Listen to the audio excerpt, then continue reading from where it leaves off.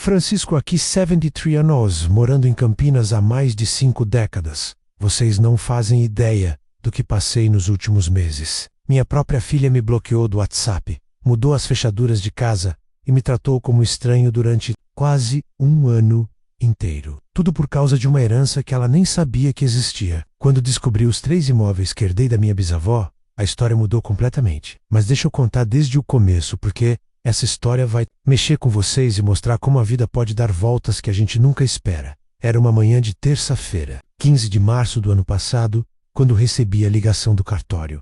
A voz do tabelião era séria, quase solene. Dr. Henrique era o nome dele. Um homem já de idade que trabalhava naquele cartório há mais de 30 anos. Senhor Francisco, precisa vir aqui, urgente, para tratar de uma herança da sua bisavó Conceição. Eu fiquei confuso na hora, com um telefone na mão, tentando processar aquela informação. Bisavó Conceição morreu quando eu tinha uns 15 anos, lá pelos anos 60. Como assim, herança depois de tanto tempo? O Dr. Henrique explicou que estavam fazendo uma reforma no cartório, mexendo em arquivos antigos que ficavam no porão do prédio. Encontraram uma caixa de documentos de 1962, papéis que tinham sido guardados incorretamente e nunca foram processados. Entre esses documentos estava um testamento da minha bisavó, deixando 3 propriedades para mim, 3 casas, no centro de Campinas, numa região que hoje vale uma fortuna. Mas para oficializar tudo, eu precisava ir lá pessoalmente com meus documentos. Desliguei o telefone ainda em choque. Fiquei parado na cozinha da minha casa por uns 10 minutos, só tentando entender o que tinha acabado de acontecer. Minha bisavó Conceição era uma mulher simples, trabalhava como costureira no centro da cidade. Nunca imaginei que ela tivesse propriedades para deixar de herança. Lembrava vagamente dela, uma senhora baixinha, sempre de vestido escuro, que fazia os doces mais gostosos que já provei na vida. Saí de casa naquela manhã sem contar nada para minha filha Mariana. Ela sempre foi desconfiada. Questionava tudo que eu fazia desde que a mãe dela morreu, há uns 10 anos. Rosa, minha esposa, era quem fazia a ponte entre nós dois. Depois que ela se foi, Mariana começou a me tratar como se eu fosse uma criança que precisava de supervisão constante. Acreditava que eu estava ficando senil, que qualquer decisão minha era errada. Por isso decidi ir sozinho ao cartório, entender melhor a situação antes de falar qualquer coisa. O cartório ficava na rua Barão de Jaguara, no centro velho de Campinas. Um prédio antigo, com aquele cheiro de papel velho e poeira que todos os cartórios têm. Dr. Henrique me recebeu pessoalmente. Um senhor de uns 60 anos, cabelos grisalhos, óculos de leitura pendurados no pescoço, me levou até uma sala nos fundos, cheia de estantes com processos empilhados até o teto. Na mesa, ele tinha espalhado documentos amarelados pelo tempo, certidões de nascimento, escrituras, um testamento manuscrito com a letra trêmula da bisavó Conceição. Tudo autenticado, carimbado, com as assinaturas reconhecidas em cartório. 3 casas no centro de Campinas, numa região que eu conhecia bem. Uma na rua José Paulino, outra na Conceição e uma terceira na rua Doutor Quirino. Todas é 1000, nome, registradas desde 1962, mas que nunca foram oficializadas por falta de documentação completa. Dr. Henrique me explicou que na época a burocracia era diferente. Muitas vezes os cartórios guardavam documentos esperando que parentes aparecessem para buscar, mas com o tempo esses papéis acabavam esquecidos.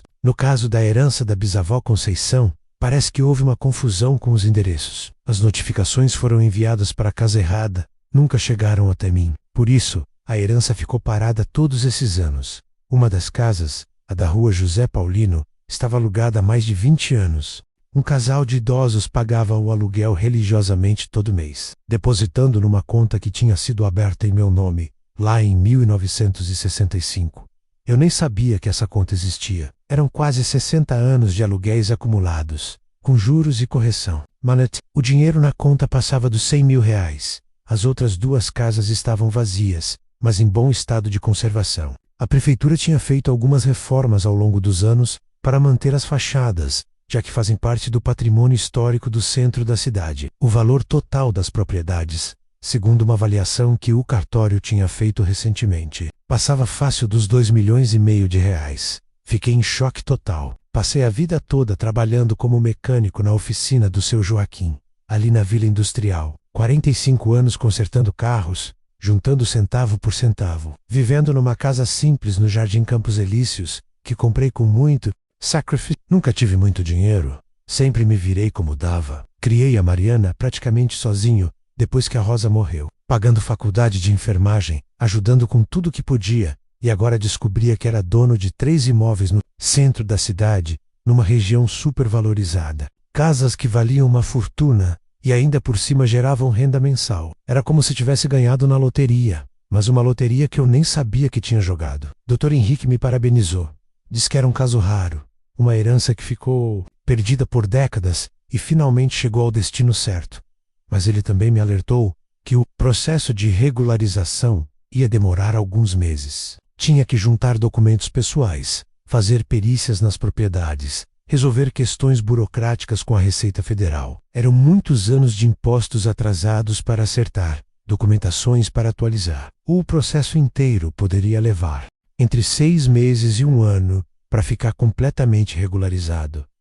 Voltei para casa ainda processando tudo aquilo, a cabeça fervilhando de pensamentos, planos, preocupações. Como ia explicar para Mariana como ela ia reagir? Conhecia minha filha, sabia que ela ia ficar desconfiada e achar que eu estava sendo enganado por alguém. Mariana sempre foi muito protetora comigo, especialmente depois que ficou viúva também, há uns 5 anos. Quando cheguei em casa, Mariana estava na cozinha preparando o almoço. Ela trabalha como enfermeira no Hospital das Clínicas, no setor de cardiologia, e sempre chega em casa reclamando de alguma coisa. Pacientes difíceis, médicos arigantes, plantões cansativos. Naquele dia não foi diferente. Pai, o senhor saiu cedo hoje. Foi onde? Ela perguntou enquanto mexia o feijão no fogão. Eu hesitei. Ainda não sabia como explicar tudo aquilo. Fui resolver umas coisas no cartório, filha. Que coisas? Ela insistiu, com aquele tom investigativo que eu conhecia bem. Nada demais. Documentos antigos que apareceram. Alguns papéis da família que preciso verificar. Mariana parou de mexer o feijão e me olhou com desconfiança. Que papéis? Pai, por que o senhor não me contou antes? Essa resposta vaga deixou ela ainda mais desconfiada. Mariana sempre achou que eu escondia coisas dela, principalmente depois que comecei a sair mais de casa, nos últimos anos. Fiz amizades no centro de convivência da Vila Industrial, comecei a jogar dominó na praça da Igreja do Rosário. Até arrumei uma namorada, Dona Lourdes, viúva, como Yu, uma mulher de 68 anos, ex-professora, muito educada e carinhosa. Mariana nunca aprovou minha vida social ativa. Dizia que eu estava fazendo papel de ridículo, que homem da minha idade tinha que ficar em casa, cuidando da saúde, assistindo televisão, lendo jornal. Não entendia que depois de tanto tempo sozinho, eu precisava de companhia, de conversa. A solidão estava me matando aos poucos. Encontrar a Dona Lourdes foi como ganhar uma nova chance de ser feliz. Nos dias seguintes, precisei voltar ao cartório várias vezes. Dr. Henrique me passou uma lista enorme de documentos que eu precisava providenciar. Certidão de nascimento atualizada, comprovante de residência, declaração de imposto de renda dos últimos 5 anos, certidões negativas de débitos. Era uma burocracia danada, mas eu estava disposto a enfrentar tudo para regularizar a herança. Cada vez que saía para resolver essas questões, Mariana ficava mais irritada. Começou a me questionar sobre cada movimento meu. Pai, o senhor está gastando dinheiro com o quê? Por que sai tanto de casa? Está escondendo alguma coisa de mim? Parece que tem segredos que não quer dividir com a própria filha. Eu tentava explicar que eram questões burocráticas, coisas chatas de cartório, mas não podia dar detalhes porque ainda não tinha certeza de que tudo ia dar certo. A situação foi ficando tensa, semana após semana. Mariana começou a me vigiar, de uma forma que nunca tinha feito antes. Chegava em casa nos horários mais estranhos para me pegar fazendo alguma coisa suspeita. Vasculhava minha carteira quando eu estava no banheiro, checava minha conta bancária no internet banking, até ligava para vizinhos perguntando se tinham me visto saindo ou chegando em horários incomuns. Um dia ela achou uns papéis do cartório na minha gaveta e quis saber do que se tratava. Eram algumas cópias de documentos que Dr. Henrique tinha me dado, certidões antigas da bisavó Conceição, mapas das propriedades. Eu disse que eram documentos antigos da família, coisas que eu estava organizando para entender melhor nossa history. Mas ela não acreditou na explicação. Mariana começou a gritar dizendo que eu estava sendo enganado por alguém, que pessoas da minha idade eram alvos fáceis de golpistas, que existiam quadrilhas especializadas em roubar idosos, fingindo ser de cartórios ou bancos. Disse que eu estava caindo num golpe elaborado e que ela não ia permitir que eu fosse roubado na minha própria cara. Por mais que eu tentasse explicar que conhecia o Dr. Henrique há anos, que o cartório era idôneo, que tudo estava sendo feito de forma legal e transparente, ela não queria ouvir. Mariana tinha se convencido de que eu estava sendo vítima de estelionatários e nada que eu falasse ia mudar a opinião dela. A desconfiança tinha virado paranoia. A situação explodiu definitivamente numa quinta-feira à noite de abril. E eu tinha ido jantar com a dona Lourdes num restaurante do centro, o Tempero Mineiro, que fica ali perto da catedral. Voltei para casa por volta das 10 da noite, feliz porque tinha passado uma noite agradável, conversando, rindo, me sentindo vivo de novo. Quando abri a porta, Mariana estava me esperando na sala, sentada no sofá, com uma cara que eu nunca tinha visto na minha vida. Pai, descobri tudo. O senhor está sendo enganado por essa mulher. Ela deve estar por trás desses papéis falsos do cartório. Provavelmente é uma quadrilha. Ela identifica homens idosos e viúvos, ganha a confiança e depois inventa histórias de herança para roubar o dinheiro da aposentadoria. O senhor vai perder tudo. Vai ficar na miséria por causa dessa aventura. Ridícula. Tentei explicar que não tinha nada a ver com a dona Lourdes, que era uma questão de herança familiar legítima, documentos reais que estavam guardados no cartório há décadas. Mas Mariana não quis ouvir uma palavra. Estava completamente convencida de que eu era vítima de um golpe elaborado e que a dona Lourdes era mandante de tudo. Disse que eu estava senil, que não tinha mais condições de tomar decisões sozinho, que precisava de alguém para cuidar dos meus interesses. Ameaçou me internar numa casa de repouso. Disse que ia procurar um advogado para conseguir minha interdição judicial. Falou que ia conversar com um juiz para me declarar incapaz de gerir minha própria vida. Naquele momento, eu percebi que tinha perdido minha filha, a pessoa que eu criei com tanto carinho, que sempre tentei proteger e educar da melhor forma possível. Agora me via como um velho incapaz, um estorvo que precisava ser controlado. Mariana não conseguia mais enxergar em mim o pai que sempre fui. Só via um idoso confuso que estava sendo manipulado por aproveitadores. Tentei uma última vez explicar toda a situação. Contei sobre a ligação do Dr. Henrique, sobre os documentos encontrados, sobre as propriedades da bisavó Conceição. Mostrei os papéis que tinha em casa, expliquei cada detalhe do processo de regularização. Mas quanto mais eu falava, mais ela se convencia de que eu estava sendo doutrinado pelos golpistas. A partir desse dia, nossa relação azedou completamente. Mariana começou a me tratar como se eu fosse um doente mental. Controlava tudo que eu fazia, escondia meus documentos para eu não poder sair de casa. Monitorava minha conta bancária para ver se eu estava gastando dinheiro com coisas suspeitas. Chegou até a trancar minha carteira numa gaveta da casa dela, dizendo que era para minha própria proteção. Quando eu protestava, ela dizia que era para o meu bem, que pessoas com demência não percebem que estão sendo enganadas. Mariana tinha se convencido de que eu estava com Alzheimer ou algum tipo de demência senil, e que por isso estava sendo facilmente manipulado por criminosos. Não importava quantas vezes eu demonstrasse lucidez, ela já tinha fechado a cabeça para essa possibilidade. Chegou ao ponto de ela ligar no cartório fingindo ser minha filha, tentando descobrir detalhes sobre os papéis que eu estava movimentando. Dr. Henrique, sendo um profissional ético, não deu informações para ela, mas me ligou contando sobre a ligação suspeita. Foi aí que eu soube que Mariana estava investigando minha vida por trás, tentando provar que eu estava sendo enganado. Quando confrontei ela sobre a ligação para o cartório, Mariana explodiu de raiva. Disse que eu não podia mais tomar decisões sozinho, que ela tinha o direito de saber tudo o que eu estava fazendo, porque era minha única filha e responsável por mim. Ameaçou novamente me internar. Disse que ia procurar assistência social para relatar que eu estava sendo vítima de abuso financeiro por parte de golpistas. Um mês depois dessa discussão, a situação virou guerra declarada. Mariana me deu um ultimato numa manhã de segunda-feira. Chegou na minha casa às 6 da manhã, antes de ir trabalhar, com uma expressão de quem tinha passado a noite inteira sem dormir. Pai, vou falar uma última vez. Ou o senhor, para com essa história de herança fantasiosa, e se afasta dessa mulher que está manipulando o senhor. Ou eu vou cortar o senhor da minha vida para sempre.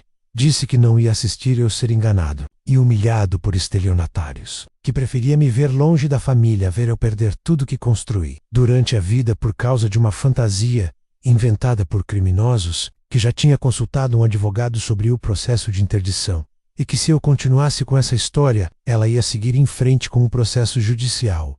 Eu tentei uma última vez explicar a verdade, mostrar os documentos originais. Sugeri que ela fosse comigo ao cartório para conversar pessoalmente com o Dr. Henrique. Mas Mariana não quis nem olhar para os papéis. Disse que documentos falsos podem ser muito bem feitos hoje em dia, que golpistas profissionais conseguem falsificar qualquer coisa, inclusive carimbos de cartório. Saiu de casa batendo a porta, gritando que eu tinha uma semana para tomar a decisão certa. Que depois disso, se eu continuasse com a farsa da herança, ela ia me considerar morto para ela. Nunca tinha visto minha filha tão alterada, tão convencida de que estava certa. Era como se ela tivesse virado uma pessoa completamente diferente, movida pelo medo de me ver sendo roubado. Na segunda-feira seguinte, quando tentei ligar para ela para tentar uma reconciliação, descobri que tinha sido bloqueado. WhatsApp, telefone fixo, celular, tudo. Todas as formas de comunicação que eu tinha com minha filha tinham sido cortadas de uma vez. Fui até a casa dela no fim da tarde e descobri que a fechadura tinha sido trocada. Minha chave não abria, mas a porta. A vizinha da Mariana, Dona Conceição, uma senhora que eu conhecia há anos, me contou o que tinha acontecido.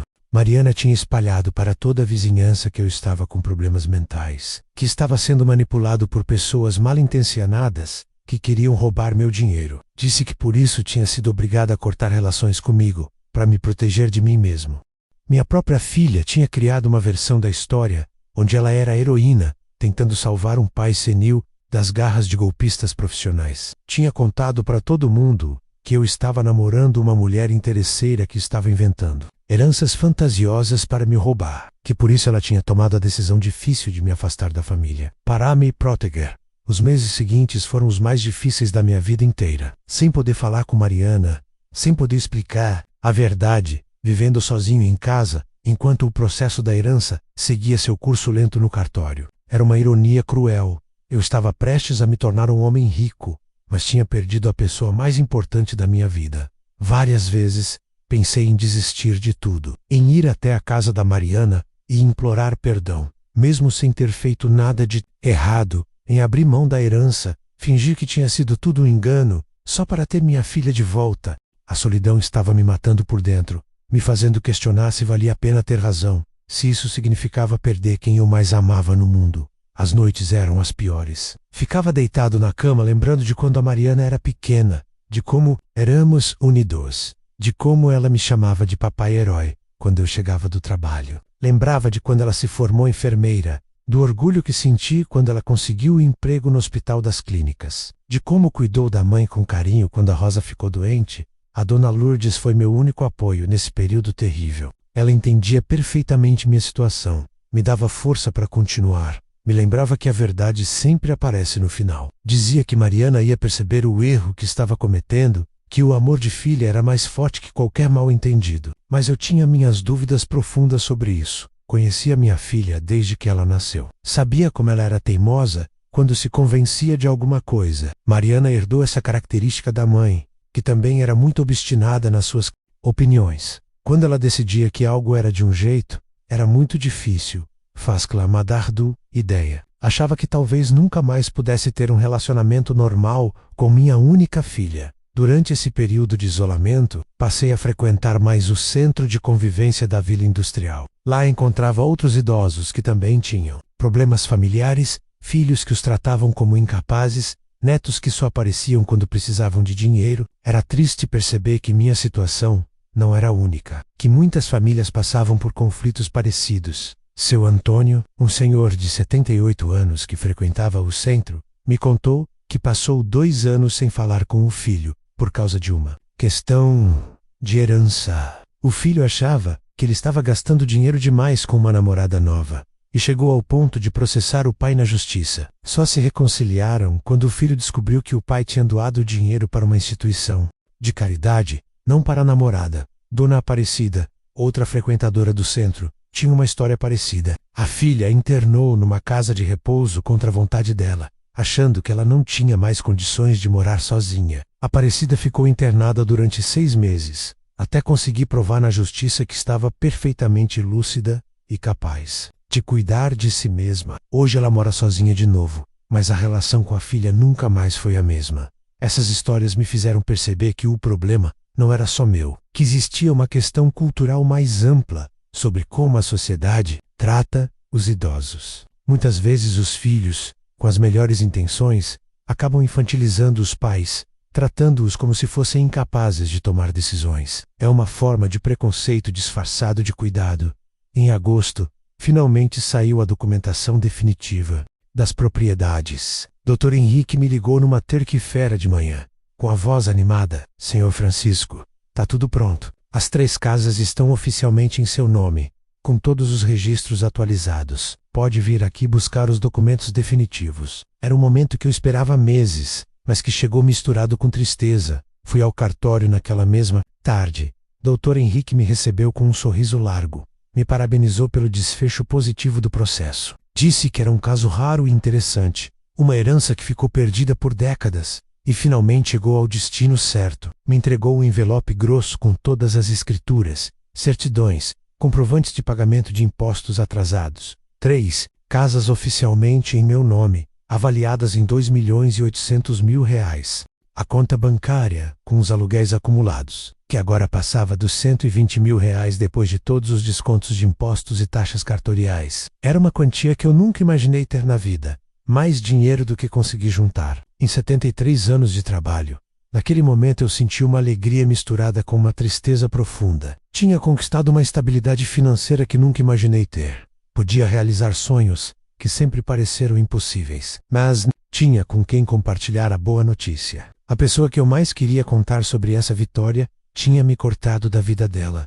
Saí do cartório e fui direto para casa, com um envelope de documentos embaixo do braço. Passei o resto da tarde sentado na varanda, olhando para os papéis, tentando processar tudo o que tinha acontecido. Era como se tivesse ganhado na loteria, mas uma loteria amarga, que custou minha relação com minha filha. Decidi que era hora de tentar um último contato com Mariana. Peguei todos os documentos oficiais, certidões atualizadas, comprovantes de regularização, avaliações das propriedades, extratos bancários e organizei tudo numa pasta bem apresentável. Se ela não queria acreditar nas minhas palavras, talvez acreditasse nos documentos oficiais. Fui até o Hospital das Clínicas numa manhã de quinta-feira. Sabia que Mariana trabalhava no setor de cardiologia, no 5º andar do prédio principal. Consegui falar com uma colega dela, enfermeira Patrícia, que eu conhecia das festas de fim de ano do hospital. Expliquei a situação resumidamente e pedi para que ela entregasse um envelope para Mariana.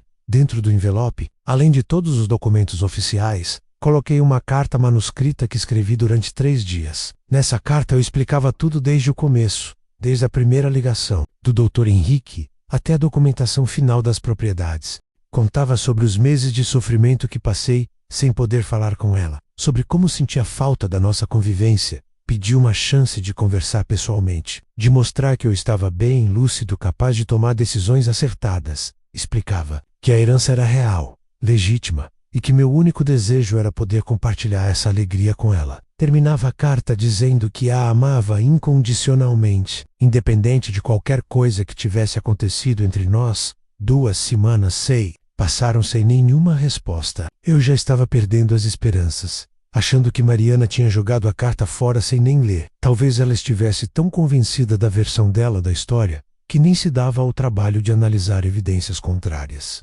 Comecei a me preparar psicologicamente para a possibilidade de nunca mais ter um relacionamento com minha filha.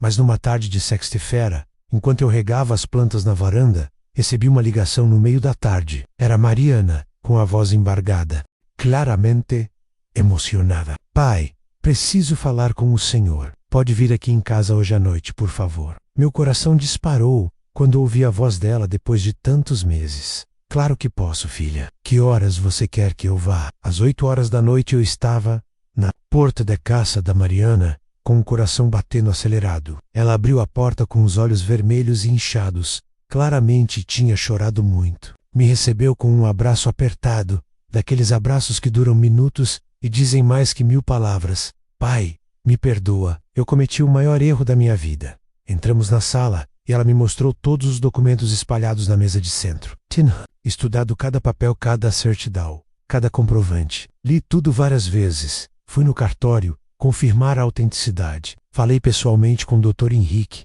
Até consultei um advogado para ter certeza. O senhor realmente herdou essas propriedades da bisavó Conceição. E eu, como uma idiota, achei que o senhor estava sendo enganado.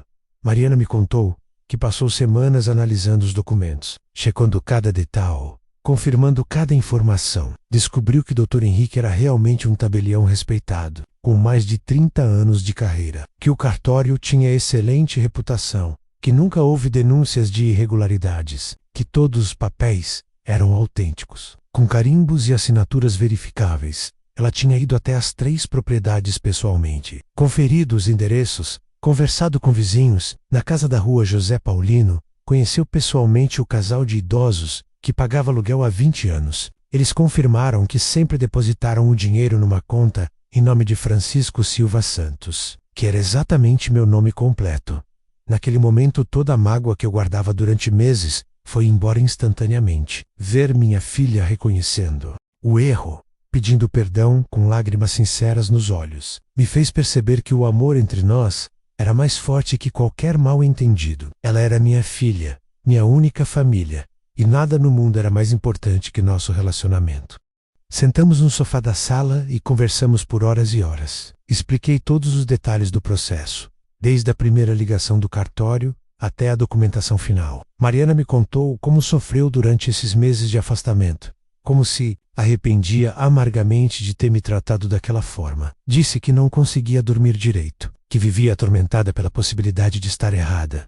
Ela confessou algo que me emocionou profundamente. Sempre teve medo de me perder, especialmente depois que a mãe dela morreu. Via minha vida social ativa, meu relacionamento com a dona Lourdes, minhas saídas constantes para o centro de convivência, e interpretava tudo como sinais de que eu estava me afastando da família, construindo uma vida nova onde ela não tinha lugar. Quando apareceu a história da herança, que eu mantinha em segredo por prudência, ela achou que eu estava sendo manipulado para me afastar dela definitivamente. Na cabeça da Mariana, a dona Lourdes tinha inventado essa história de herança para me isolar da família e depois roubar meu dinheiro. Era uma teoria conspiratória que fazia sentido na mente de alguém dominado pelo medo de abandono. Mariana me pediu desculpas também pela forma como tratou a dona Lourdes, julgando-a sem conhecer, espalhando coisas ruins sobre ela na vizinhança. Disse que gostaria de conhecê-la pessoalmente, de pedir perdão pelos julgamentos injustos que fez. Expliquei que a dona Lourdes nunca guardou rancor, que sempre disse que Mariana estava agindo por amor, mesmo que de forma equivocada. Passamos o resto da noite planejando o futuro juntos. As 3 propriedades estavam gerando uma renda mensal de quase R$ 15.000, mais do que eu precisava para viver bem. Decidi que uma parte considerável desse dinheiro seria para a Mariana, para ela comprar a casa própria, que sempre sonhou, para dar mais conforto aos meus netos. Mariana ficou emocionada com minha generosidade, mas eu expliquei que dinheiro só tem valor real quando pode ser compartilhado com quem amamos. De que adianta ter 3 casas e uma conta bancária gorda, se não posso dividir a alegria com minha família? Outra parte do dinheiro eu decidi reservar para os netos, para quando eles crescessem e precisassem de ajuda para estudar, comprar casa, montar negócio próprio. Mariana tem 2 filhos, o Gabriel de 16 anos e a Beatriz de 12. 2 meninos que são a luz dos meus olhos, mas que eu não via há quase 1 ano por causa desse afastamento todo. Gabriel está no 2º ano do ensino médio e já fala em fazer faculdade de engenharia. Beatriz é uma menina esperta, tira notas excelentes na escola, quer ser médica como a mãe. Com a renda das propriedades, posso garantir que eles vão ter as melhores oportunidades de estudo, sem precisar se preocupar com dinheiro. E o restante do dinheiro eu usaria para aproveitar a vida de uma forma que nunca pude antes. Viajar com a dona Lourdes para lugares que sempre sonhamos conhecer. Talvez uma viagem para o Nordeste, conhecer as praias que a gente só via na televisão. Ou quem sabe até uma viagem internacional para a Europa, conhecer os países que minha bisavó Conceição tanto falava quando eu era criança.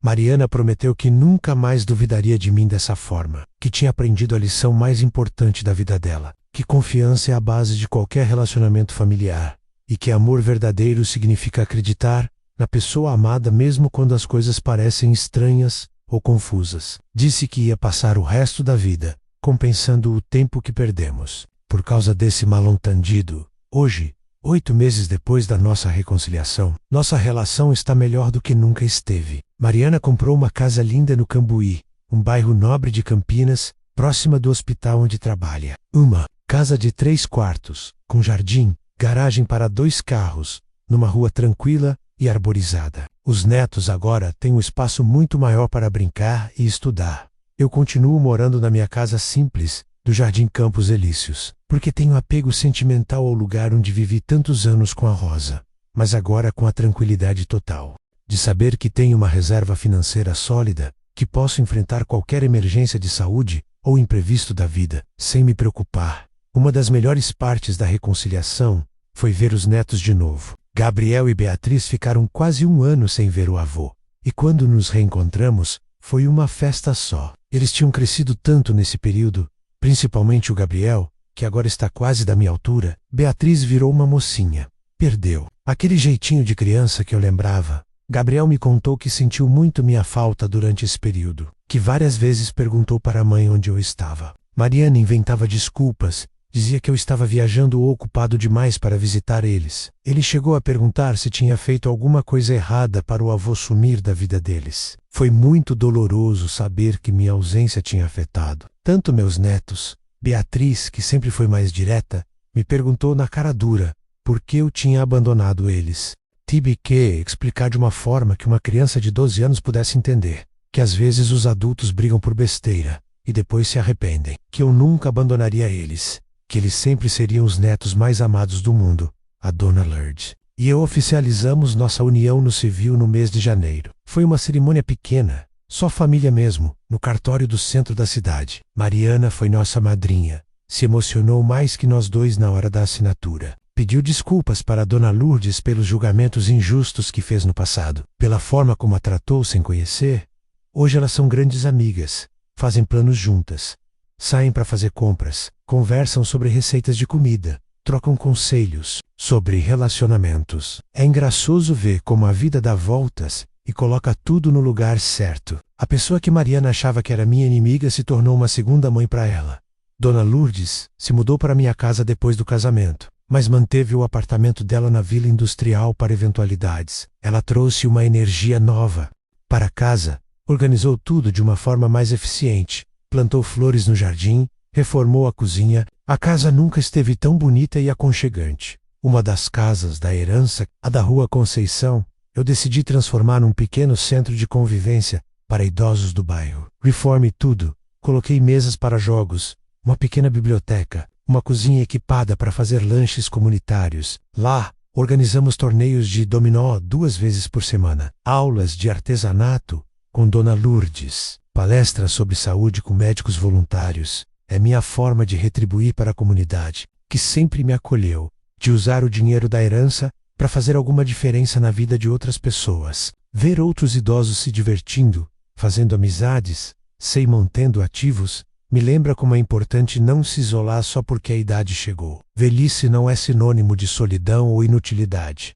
Seu Antônio, que eu conheci no centro de convivência, durante meu período difícil, se tornou um dos frequentadores assíduos do nosso espaço novo. Ele me ajuda a organizar os torneios de dominó, conta histórias antigas de Campinas para quem quer ouvir. É gratificante ver como um espaço pode transformar a vida social de tantas pessoas. Dona Aparecida, aquela senhora que foi internada pela filha contra a vontade, também frequenta nosso centro. Ela dá aulas de crochê para as outras senhoras, ensina receitas de doces antigos, sempre tem uma história interessante para contar. Transformamos aquele espaço num lugar onde os idosos se sentem valorizados e respeitados. A segunda propriedade, a da Rua José Paulino, continua alugada para o mesmo casal de idosos que mora lá há 20 anos. Seu Manuel e Dona Rosa, ambos na faixa dos 80 anos, são inquilinos exemplares. Nunca atrasaram o aluguel, cuidam da casa como se fosse deles. Decidi não aumentar o valor do aluguel, mesmo sabendo que poderia cobrar muito mais pelo imóvel.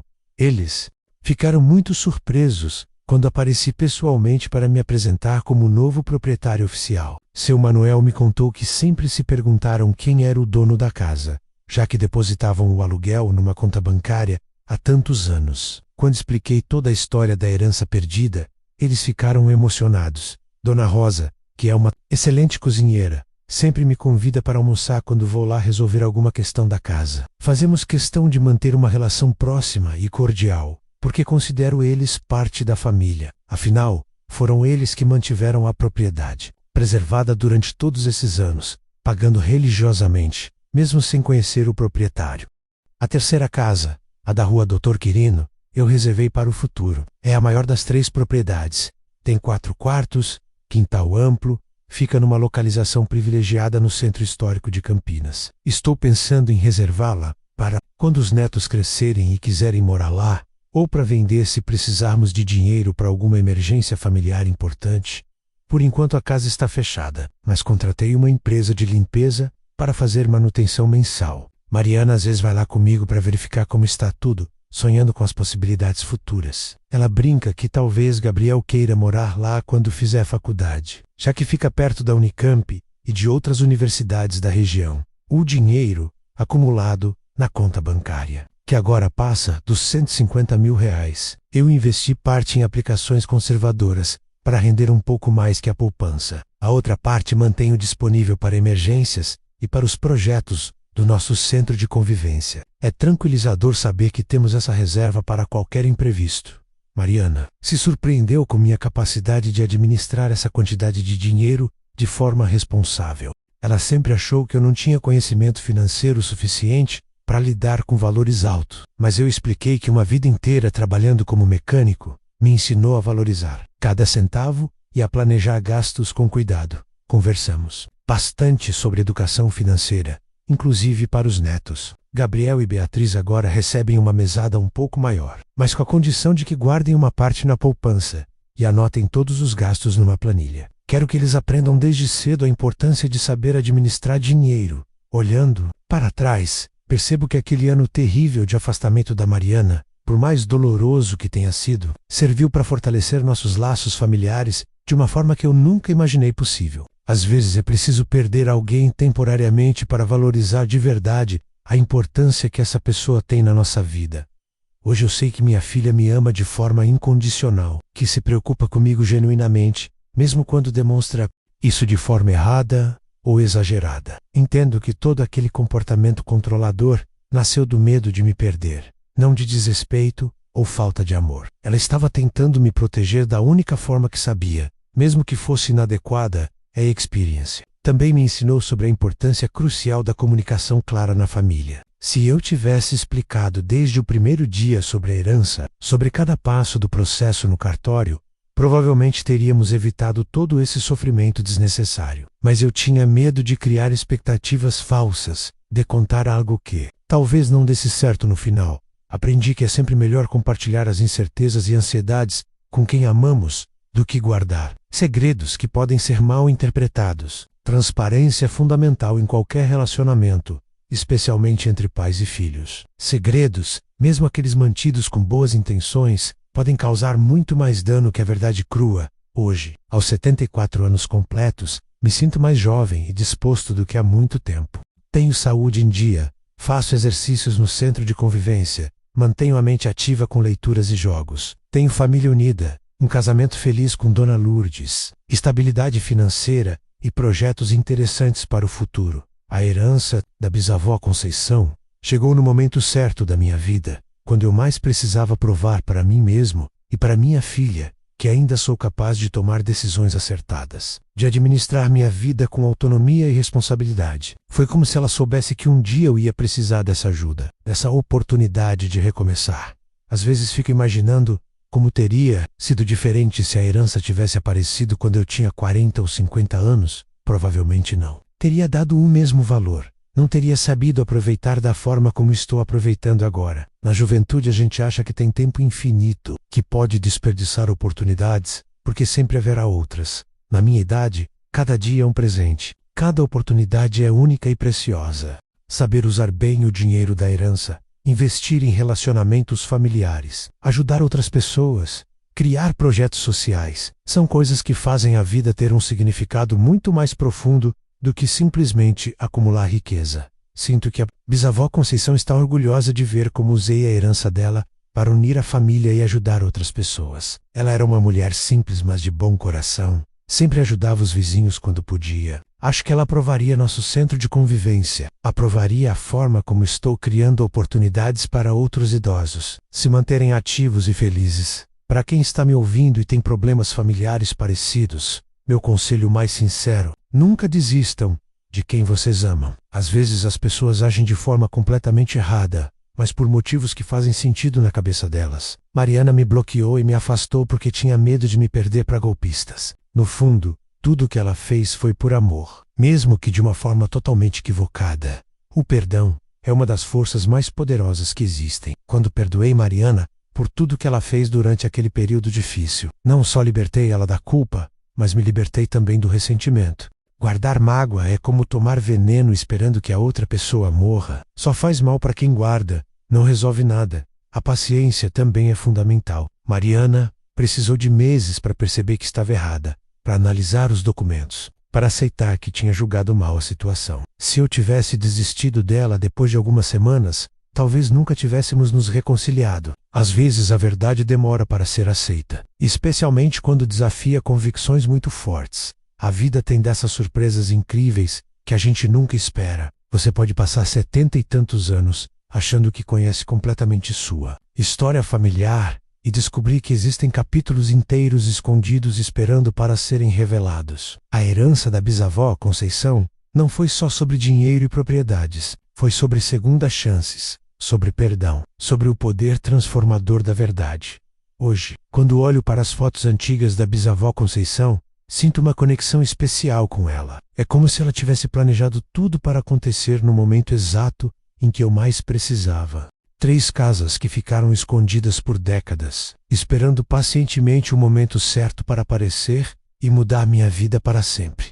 Mariana agora brinca que quer investigar mais sobre a história da nossa família, descobrir se existem outras heranças perdidas por aí, esperando para serem encontradas. Passamos fins de semana inteiros olhando documentos antigos, conversando com parentes distantes, tentando montar nossa árvore genealógica completa. É uma forma muito gostosa de nos reconectamos e de honrar a memória dos nossos antepassados. Descobrimos que a bisavó Conceição tinha uma irmã que morou em Santos e que pode ter deixado propriedades lá também. Estamos investigando mais por curiosidade que por necessidade, já que nossa situação financeira está mais que resolvida. Essa experiência toda me fez refletir profundamente sobre o legado que queremos deixar para as próximas gerações. Não é só sobre dinheiro ou propriedades materiais, é sobre valores, sobre a importância da família, sobre nunca desistir das pessoas que amamos mesmo quando elas cometem erros graves. Espero que meus netos aprendam com essa história que o perdão e a compreensão são os bens mais valiosos que podemos ter, que família é tudo na vida e que vale a pena lutar por esses relacionamentos, mesmo quando tudo parece perdido, que as pessoas podem errar feio, mas que isso não significa que não merecem uma segunda chance.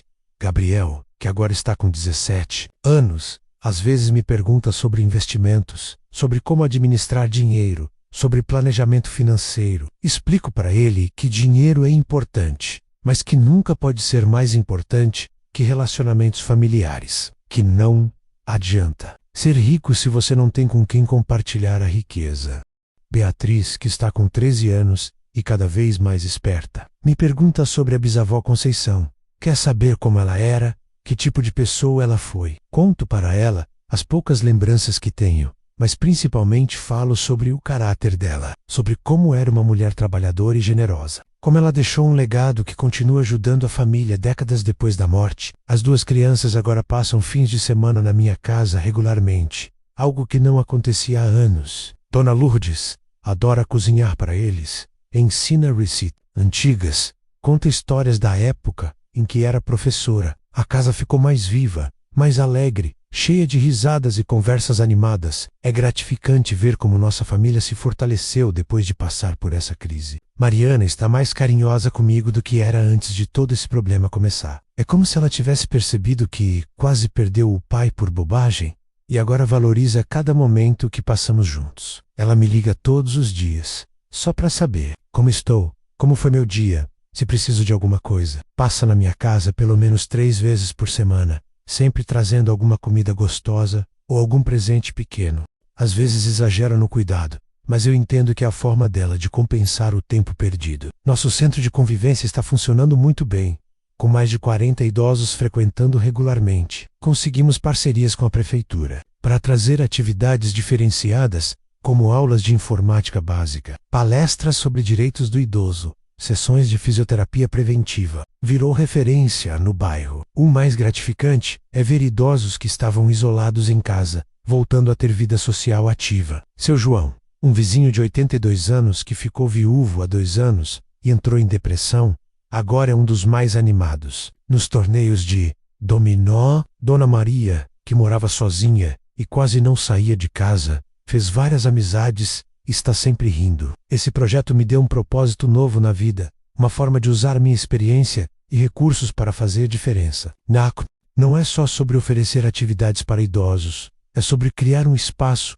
onde eles se sentem valorizados, respeitados, úteis, onde a idade é vista como sabedoria, não como limitação. Dona Lourdes é minha parceira fundamental nesse projeto. Ela tem formação em educação, conhece técnicas pedagógicas, sabe como organizar atividades de forma eficiente. Juntos formamos uma equipe perfeita, complementando as habilidades um do outro. O casamento foi a melhor decisão que tomei nos últimos anos. A convivência diária com ela é muito tranquila e harmoniosa. Temos gostos parecidos, valores similares, objetivos compatíveis. Ela me ajuda a tomar decisões importantes, me dá conselhos sensatos, me apoia em todos os projetos. É o tipo de companheirismo que eu não tinha desde que a Rosa morreu. Mariana ficou genuinamente feliz quando viu como Dona Lourdes me faz bem. Disse que fazia tempo que não me via tão animado e ativo. Que o casamento me rejuvenesceu, me deu uma energia nova para aproveitar a vida. Hoje, elas conversam sobre tudo, trocam receitas, fazem planos juntas para a festa de aniversário dos netos. Financeiramente, nossa situação está muito estável e organizada. A renda mensal das propriedades, somada com nossas aposentadorias, nos permite viver com bastante conforto sem tocar nas reservas. Conseguimos viajar algumas vezes por ano, ajudar os filhos quando precisam, investir no centro de convivência e ainda sobra dinheiro para aplicações. Fizemos uma viagem linda para o Nordeste no ano passado. Conhecemos Maceió, Recife, Salvador. Foram 15 dias incríveis, visitando praias paradisíacas, conhecendo a cultura local, experimentando comidas. Dona Lourdes nunca tinha saído de São Paulo. Ficou encantada com tudo que viu. Estamos planejando uma viagem para a Europa no próximo ano, talvez Portugal e Espanha, países que sempre sonhamos conhecer. Com a idade que temos, sabemos que essas oportunidades são preciosas e não devem ser desperdiçadas. Queremos aproveitar cada momento que a vida ainda nos oferece. O relacionamento com os netos está melhor do que nunca. Gabriel está se preparando para o vestibular. Quer fazer engenharia civil na Unicamp. Estou ajudando ele com os estudos, pagando um cursinho preparatório, garantindo que ele tenha todas as condições para realizar o sonho. Sei ao passer, vou custear a faculdade inteira, sem que ele precise se preocupar com dinheiro. Beatriz está se destacando na escola, principalmente em matemática e ciências. A professora disse que ela tem potencial para seguir carreiras na área de exatas. Estou incentivando ela a participar de Olimpíadas de Matemática, competições científicas, atividades que possam despertar ainda mais o interesse pelo conhecimento. Os dois entendem perfeitamente que a situação financeira da família mudou, mas Mariana e eu fazemos questão de não mimá-los demais. Eles continuam tendo responsabilidades domésticas. Precisam manter boas notas na escola.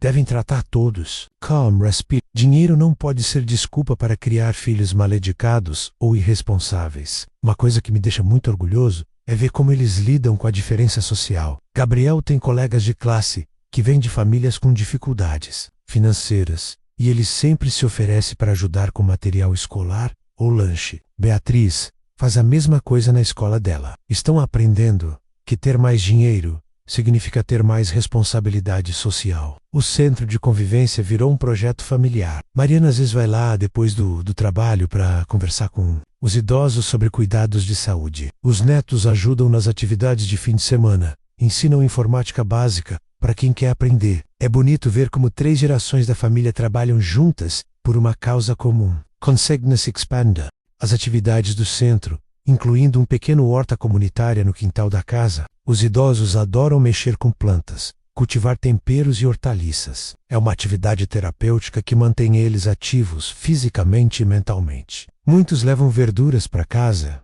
outros doam para vizinhos que passam dificuldades.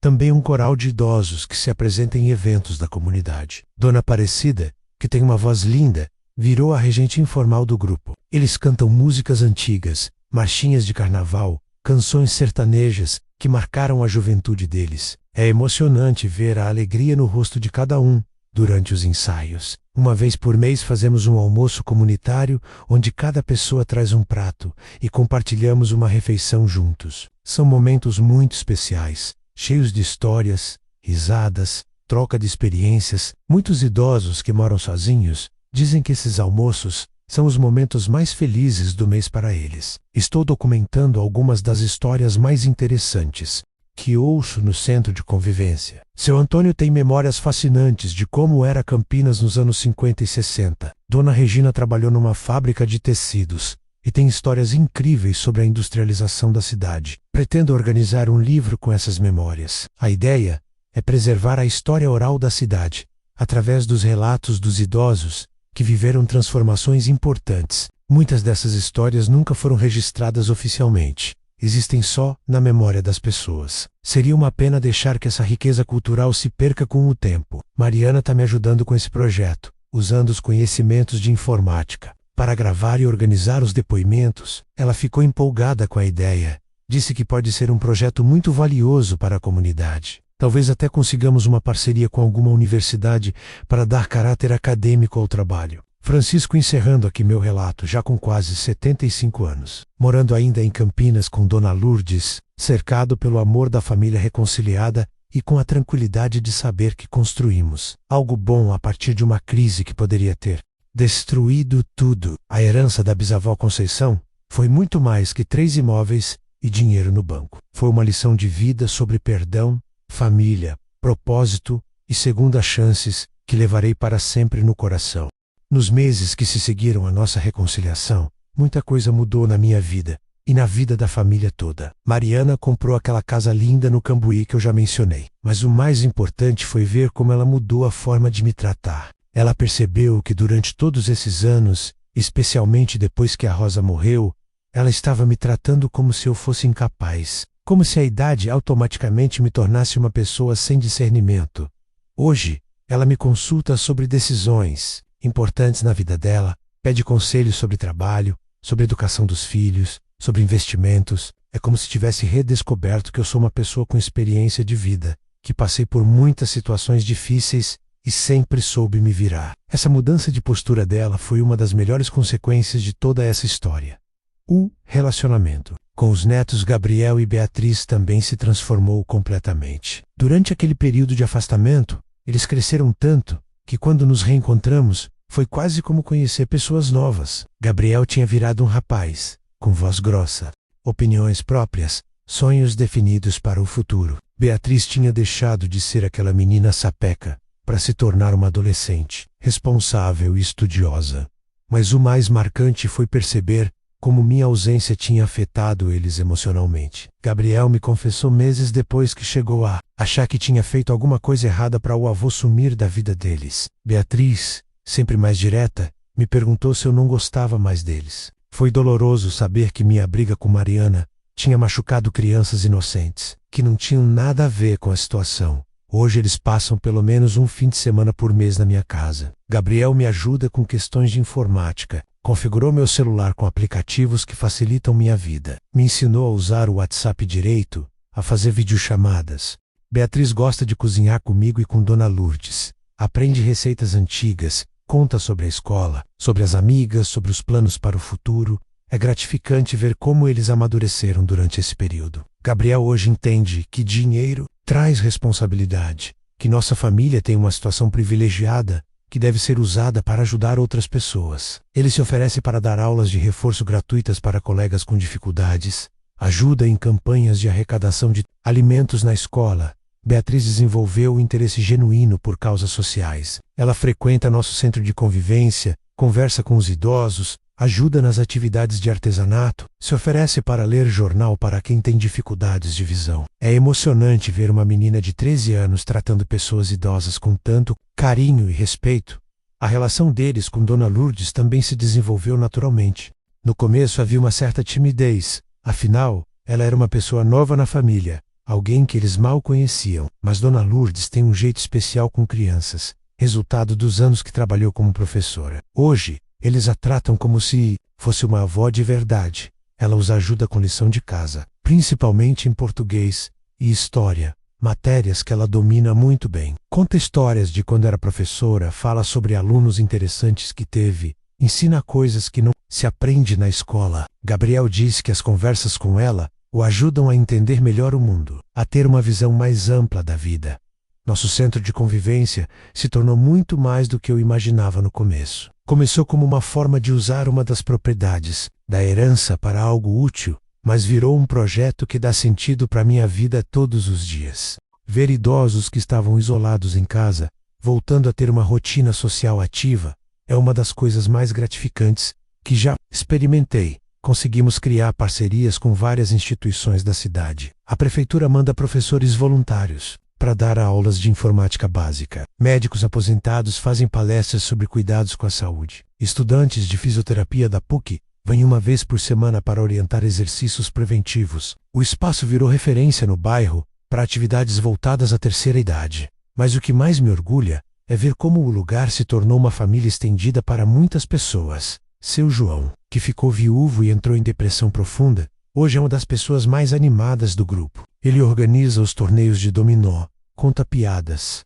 sempre tem uma história engraçada para alegrar quem está triste. Dona Maria, que morava sozinha e quase não saía de casa por causa da timidez, fez várias amizades sólidas. Agora, ela participa de todas as atividades, se oferece para ajudar na organização dos eventos. Até começou a usar maquiagem e se arrumar melhor, porque se sente valorizada no grupo. Mais emocionante é ver como as pessoas se ajudam mutuamente. Quando alguém fica doente, o grupo inteiro se mobiliza para visitar, levar comida, fazer companhia no hospital. Quando Dona Regina teve que fazer uma cirurgia, os outros idosos se organizaram para cuidar do gato dela, regar as plantas, manter a casa em ordem até ela voltar.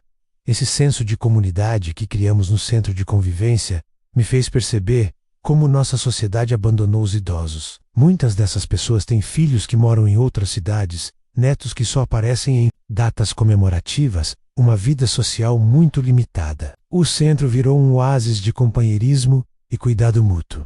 Estou trabalhando num projeto para expandir o conceito para outros bairros da cidade. Com a renda das propriedades, posso investir na criação de outros espaços similares, sempre em parceria com a comunidade local. Não quero criar uma rede comercial, mas sim um movimento social de valorização dos idosos. Mariana está me ajudando muito nesse projeto de expansão. Ela usa os conhecimentos dela da área de saúde para desenvolver programas de prevenção.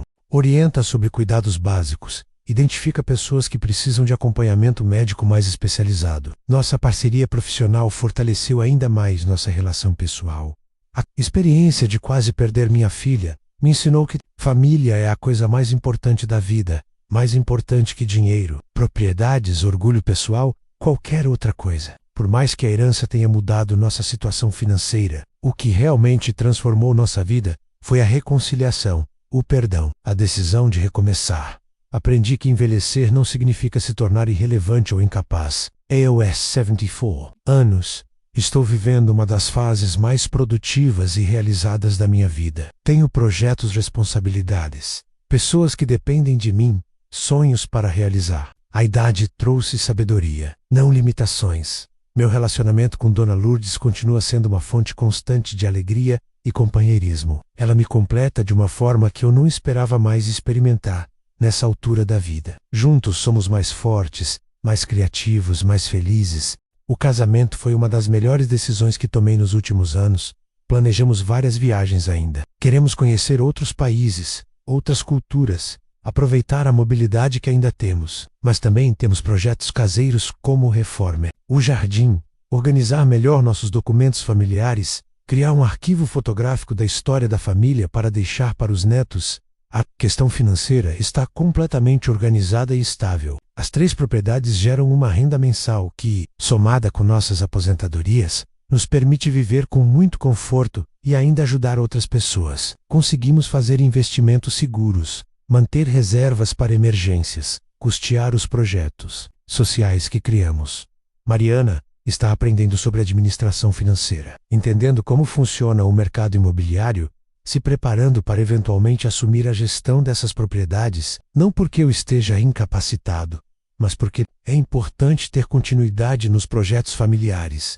Ela está se revelando muito competente nessa área. Os netos também estão sendo educados sobre responsabilidade financeira desde cedo. Gabriel está aprendendo sobre investimentos, poupança, planejamento de longo prazo. Beatriz está desenvolvendo consciência sobre consumo responsável, solidariedade social, uso inteligente dos recursos disponíveis. Uma coisa que me deixa particularmente orgulhoso é ver como eles lidam com a diferença social sem arrogância. Sabem que têm privilégios, mas usam isso para ajudar outras pessoas, não para se sentirem superiores. É um sinal de que estamos criando uma nova geração com valores sólidos.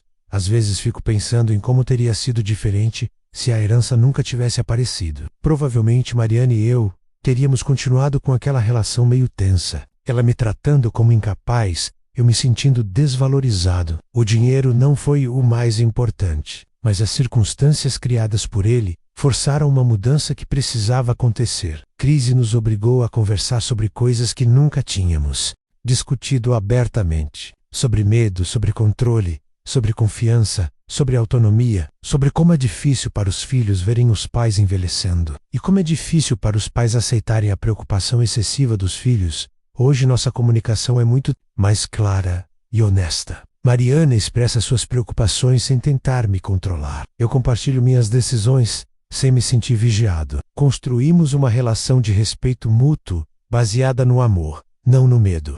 O projeto do livro com as histórias dos idosos do Centro de Convivência está avançando bem. Já coletamos mais de 50 depoimentos, histórias fascinantes sobre como era Campinas nas décadas passadas, sobre profissões que não existem mais, sobre costumes que se perderam no tempo. Seu Antônio me contou sobre como era trabalhar na Companhia Mogiana de Estradas de Ferro nos anos 50. Dona Regina tem memórias incríveis de quando trabalhou na Anderson Clayton, uma das maiores empresas têxteis da cidade. Seu Manuel, que foi barbeiro durante 40 anos, tem histórias hilárias sobre os clientes famosos que cortavam cabelo com ele. Pretendemos lançar o livro no próximo ano, com uma festa no Centro de Convivência. Será uma forma de valorizar essas pessoas, de mostrar para a cidade que os idosos são portadores de uma riqueza cultural imensa. Talvez até consigamos uma parceria com a prefeitura para distribuir exemplares nas escolas.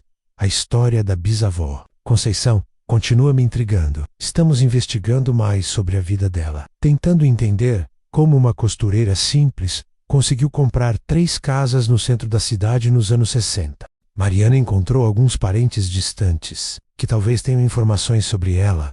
Descobrimos que ela tinha uma irmã que morou em Santos e pode ter deixado propriedades lá também. Não estamos correndo atrás por necessidade financeira, mas por curiosidade familiar. É interessante reconstituir a história da família, entender de onde viemos, que tipo de pessoas foram nossos antepassados.